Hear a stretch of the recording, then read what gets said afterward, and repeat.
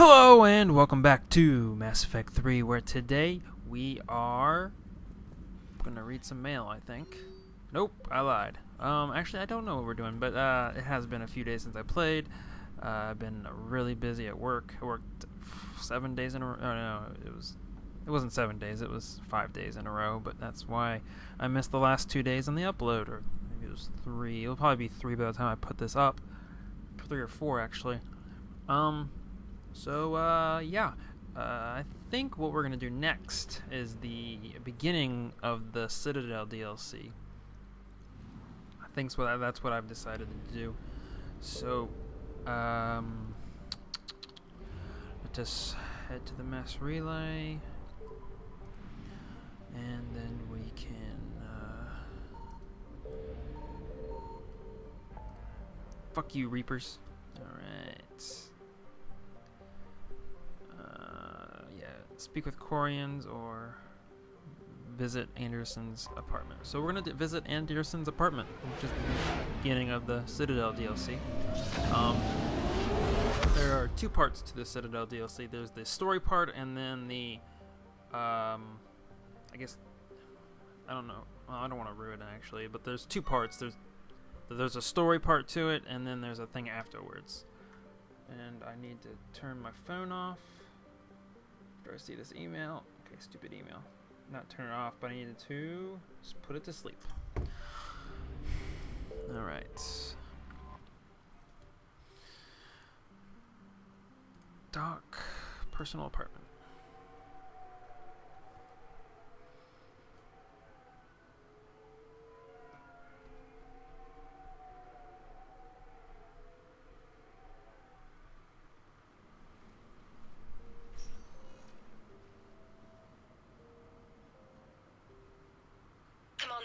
I've got Admiral Anderson on the QEC. Patching him through to you now. Shepard. Admiral, how are you holding up? Day by day, Commander. Yeah. Hackett sent me a message about this apartment. I want you to have it. Take it off my hands. Are you serious?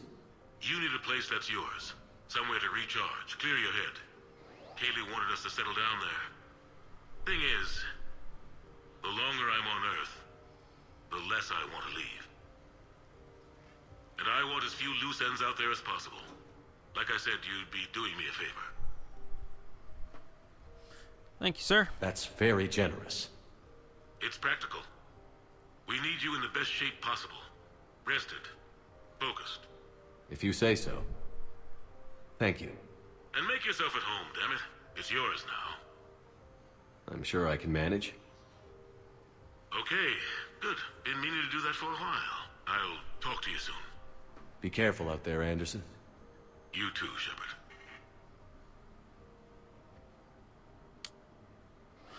Alright, so this is gonna be tough to do, but I think I'm going to record with OBS. I'm gonna switch to OBS right after I'm done talking here. I hate playing it the whole time that. Received a new message. Shut up. The whole time it was recording that it was going between 30 and 60 frames a second, and I want it to be 60 frames a second because when I'm actually fighting, it just plays better when I'm shooting stuff. So, but however, when I use the OBS, you won't be able to see the injector that I use, which is kind of annoying, but we can deal with that. But yeah, so I will be right back. Alright, and I am back, and I think it's working. Yes. Okay, so what we're doing here is we are going to explore the apartment. That's the word. God damn. Notes for Anderson biography, relationships. You never asked me about this, but my wife just called. My ex-wife. Nobody likes to talk about the toll that long months apart can have on military relationships. She wasn't military. She couldn't handle it. But it's not even about military and non-military, damn it. It's space flight. Space flight. Finding the mass relays, miracles of engineering. Human imagination rising to meet our desires. We pay a price for that curiosity, that drive. Our relationships suffer. People we love suffer. But that's reality, and it's worth the cost. I must have thought it was. I guess I still do. In the end, you just have to hope you made the right choices.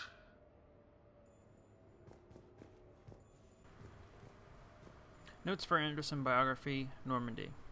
The Normandy? A brand new ship. My ship.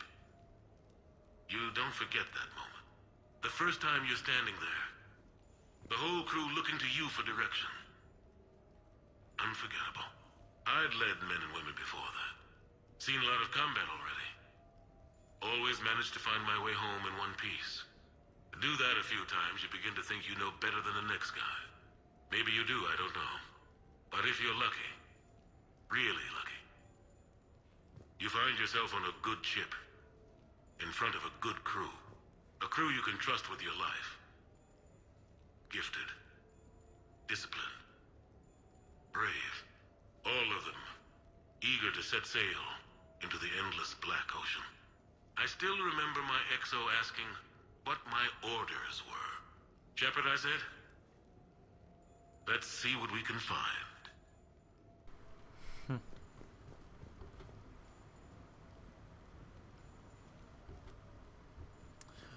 Okay. Notes for Anderson biography N7. Embarrassing moments? I've got more of those than anyone will ever know. Only way to learn something. But if I had to pick one to share, I had just gotten promoted to N7. Full of myself. King of the castle. Found myself buying drinks for undesirables in some rundown bar in the wards. They toasted my recent promotion. Hell, they would have toasted Batarian slavers if it had got them more drinks. About the time my money ran out, my new friends turned on me. I was outnumbered. Things didn't look good. My plan to get out of there involved lots of punching. Well, that worked for a while. Then a table hit me. Or I fell down. When I came to, I saw a Salarian putting the rest of the troublemakers down. A Salarian? Moved like a damn cat, I swear. When everybody was out cold. Or running. He walked over and helped me up. N7, he asked. Yes, sir, I replied. He looked over my collection of unconscious friends, nodding. Not bad, human, he said. And he walked away. I had met my first Spectre. Learned an important lesson that day. No matter how good you think you are, there's always somebody quicker, faster, and a hell of a lot smarter than you just around the corner. That little lesson's kept me alive more than once since then. Alright. Sure, I can talk about Commander Shepard. Big topic. There's been a lot written about the Commander, but most of it isn't true. People are quick to judge. They don't know the whole story. I don't even know the whole story. But I know the man. Worked with him. Fought with him. Trust him with my life. Shepard's had some rough patches. Who of us hasn't? He's been forced to fight a lot of battles alone. God only knows how he got out of some of that. Makes your head spin. Thing is, you never heard a complaint. Never once got, no sir, I can't do that. He never hesitated. Few people know what Shepard's been through. I'd like to think I come pretty close. And I worry sometimes he forgets. There's a whole bunch of people who lose sleep over him getting back home. Maybe it doesn't need to be said. Maybe we're too dumb to say it. Soldiers like the Commander are rare. Men like Shepard, even more rare. Well, thank you, sir. No.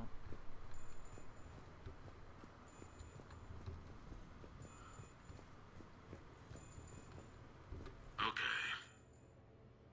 I have your new questions here. As a leader, Do I ever feel that the end justify the means? Spirit of law over word of law. I'm not going to touch that with a 10-foot pole, but I think I know what you're after. You're referring to the way I, arranged to have the Normandy released to Commander Shepard before the Battle of the Citadel.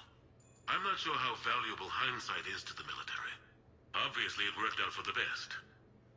Without the Normandy and Commander Shepard free to do what they needed to do, what we needed them to do, Saren might have taken the Citadel.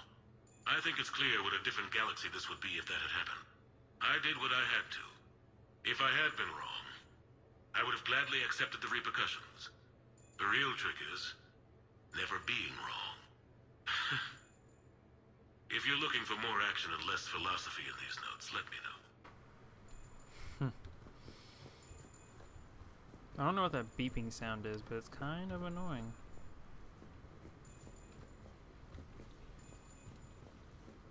No, it's fine. I got a few minutes. First contact war? Yeah. I was there. My first real combat. First for a lot of us. I remember one night early in the war, strapped to my seat as our transport approached the LZ. Everyone was dead silent. Just the sound of breathing. Good men. I trained with all of them. We were always joking and horsing around, but not this time. Just the rattle of the shuttle. And that heavy breathing. Everyone was thinking the same thing. We're off to fight alien invaders. Aliens. Think about that. We all grew up wondering what was out there. If we were alone in the universe. Now we knew. We weren't alone. And we were in trouble. So there we were. About to face an enemy as different and unknown as we could imagine. I knew I had to say something, keep the men relaxed. So I turned to the soldier beside me, Hendricks, I think, and asked him how his mother was doing. Fine, he said. Why? Because I heard your mama so ugly the Marines thought she was a Turian. Almost shot her. I got a few smiles. Then Hendricks turned to me and said, "Hell, Anderson, I heard it was a picture of your mama that started this goddamn war in the first place. Scared the Taurians shitless." Everyone had a good laugh at that. And the boys fought great that night. Sometimes that's all it takes. A joke, a pat on the back. Just a little reminder that everything's gonna be okay.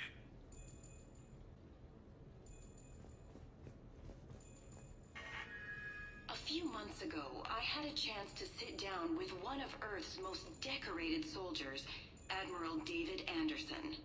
He was kind enough to answer my questions and talk about his career.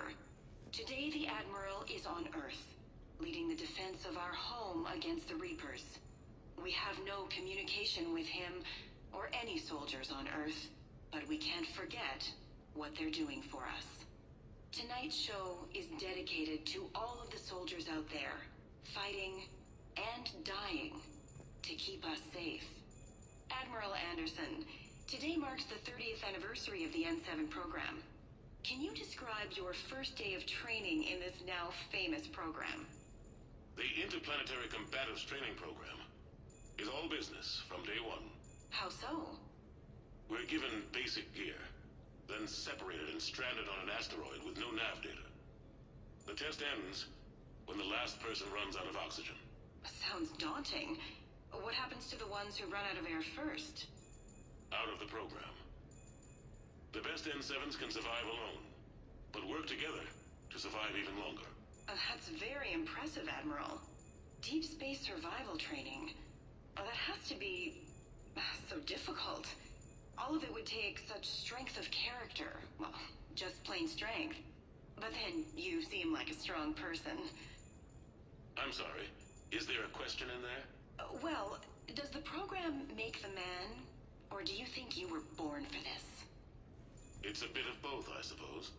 Every soldier reaches a point in their career, sometimes more than once, when they are asked to give more than they ever thought they could. That moment is the test. I've seen men and women, almost sure to fail, persevere long past the point of breaking. That experience changes them. Others, with all the gifts and abilities, fail in that moment. Sometimes they pick themselves up and carry on. Sometimes they're just done. What about you? What was your moment? I've had a few, none of which I'd like to share. But, I think the toughest tests are still ahead of me. What makes you say that? Call it a hunch. Soldier's intuition?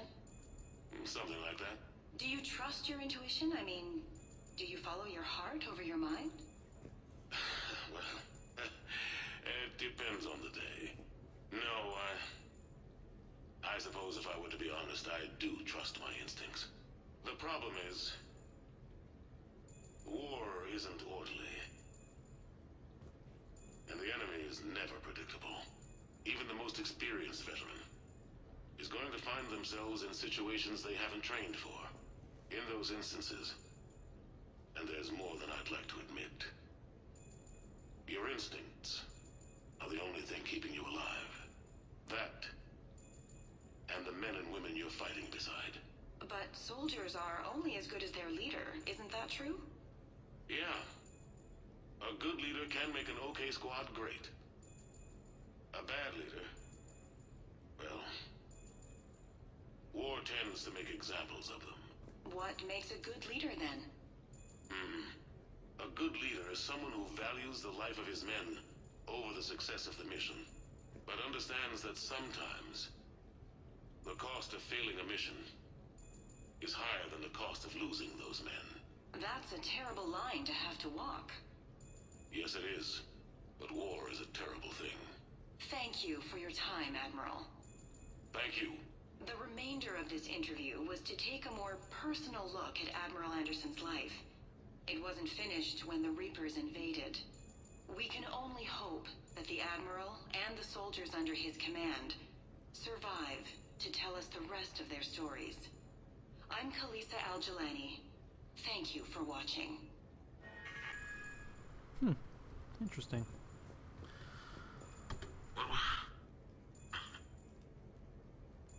What was I talking about?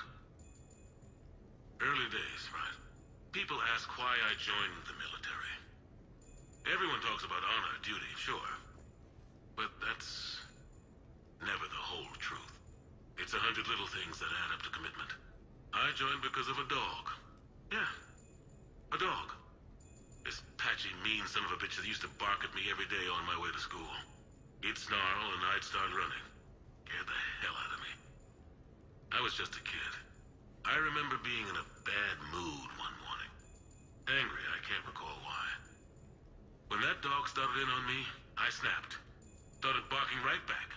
We both kept at it until we had nothing left. Dog never bothered me again. Why'd I join the military? Sometimes you just gotta howl to make things right. Well, that's not weird. Oh.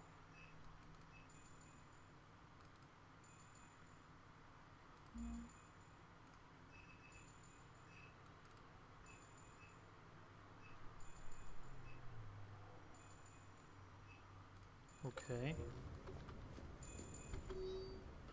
Dinner at sushi place on me. Hey Shepard, I've got a few things I wanted to go over with you. With the Normandy and dry dock, I figured we could meet up at that Ryushi sushi place down in the wards. I hear it's the best. Joker. Just after I finish up here, I think there's a few things. Stereo.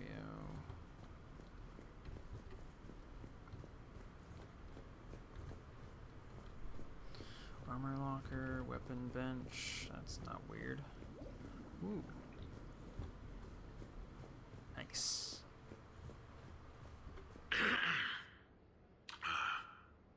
Okay. So, Tombstone data. Admiral David Edward Anderson.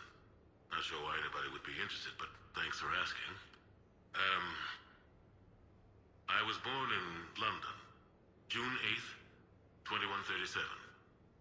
The last of 3 children born to Ursula and Paul Anderson. A nurse and a flight mechanic, respectively. But that's a little dry. And someone's gonna spice this up, right? Never been much for the spotlight. Anyway, where was I? It was a second marriage for my parents. They were almost 50 by the time they had me. My mother worked shifts, so my father would often take me to the base. While he worked, I watched transport ships and fighters take off. Worked his whole life around space travel, my father. But he never left Earth. Not for a day. He was a good man. But that's just a side note. Don't put that in. Who is it, Kaylee? Yes, I need to take that. I hope this is what you're after. I'll get to the more interesting N7 stuff next time. Okay. The Turians. Well, I might not always see eye to eye with the politics and the individual, but I have a great respect for the Turian military. Any Alliance soldier lucky enough to take part in their training programs will certainly be better for it. Their precision, skill, and discipline come together in a way that's second to none. Not that I'm faulting our own people or training. It's just that after fighting Turians in the First Contact War, years later, I had the opportunity to observe and train on Palaven. It was a turning point for me. And I would encourage any soldier to try it. It's a unique experience to put yourself in the squad of a Turian commander. My commander was an uncompromising bastard named Bartix Oryx. If you can find him, just ask how the platoon I commanded was trounced in his strategy game. Humbling. But I've used what I learned that day many times. The xenophobes will have their say. But I think it's vital that we do more of this kind of cross-species training.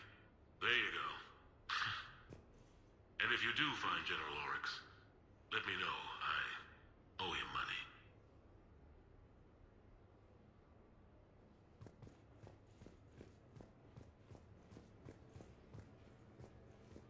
You asked me to talk about the SSV Normandy. The Normandy SR-1. As commander of the Tokyo, I was consulted on the Normandy's design and on board for her initial training exercises. The average person probably doesn't know that the Normandy was a joint project with the Turians. Acting CO, Eli Xander, was no diplomat. She ran out of patience with Turian posturing and politicking during construction. The chief architect of the Drive Corps, Octavio Tatum, and his team of Turian engineers were in the CIC for final training exercises. Tempers flared when Xander pushed the limits of the stealth system, waiting to vent the IES well past what Tatum was comfortable with. I tried to calm the situation, but it still ended with the Turian scientist in shackles and a human Turian fistfight at Korra's den later. Funny now, when I first laid eyes on the Normandy, she was the most beautiful thing I'd ever seen. Day after that training run, Admiral Wright found me on the bridge. She's yours, he said. Can't trust her to Xander. Send me a list of crew from the Tokyo you'd like, and prep for your first mission. Short command thanks to Saren. Still, one of the highlights of a long career. Okay, I think that might be the last one. Alright, let us... actually, I wonder how long I've been recording. Let's see... 20 minutes. Okay, I'm just going to go ahead and stop the video here, and then I will go see Joker in the next video. So, thank you guys for watching. I will see you next time.